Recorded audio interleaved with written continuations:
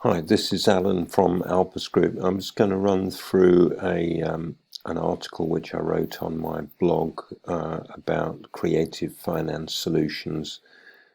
So basically, in this time of high interest rates, there are opportunities for a different approach to financing of projects. You can start to consider private finance sources, and there may be people who are prepared to loan at lower rates than the commercial institutions are prepared to loan at. Basically, with property, you've always got a secure asset. So your funds that you're borrowing can be secured against that asset. So it's always tangible, it's always got a certain value, and usually the value doesn't go down. So it's quite a safe way for any property investor to invest. There are a number of different ways of collaboration. One of them is to undertake joint ventures. These might be joint ventures where one person puts in the money and the other person finds the deal and puts in the time to manage it through to completion. So that's one form of joint venture with money coming from one party. Other forms of joint venture can involve money coming from two or more parties. So it needn't be necessarily just two parties doing a joint venture, it could be more than two. And then when you get to a larger number of people, then you could have a fractional ownership of a property. So if you set up a special purpose vehicle to undertake a project, you can actually sell shares in that SPV to a number of investors. It makes it more complex to manage, but it is manageable. And then there are other forms of creative finance, such as vendor finance, where a vendor who doesn't need money from the sale of a property could decide to fund the sale of his own property to a prospective purchaser who doesn't have money. And then in addition to selling for the agreed price, the vendor, because he's providing his own finance, he will receive an interest rate on the money that he's loaned. So this is quite an interesting one, whereby the seller is actually facilitating the sale of the property. So that's quite an interesting way of doing a transaction. And then there are other flexible ways of purchasing property where you can do an exchange of contracts, which means that effectively you've committed to buy the property, but you don't actually complete until you've increased the value of the property.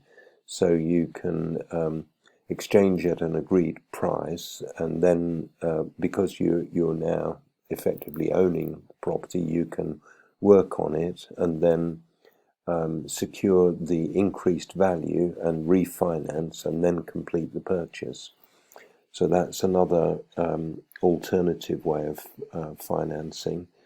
And another way of financing is to use purchase lease options, whereby effectively you're renting a property, but you have an agreement in place with the vendor to purchase the property within a certain time period.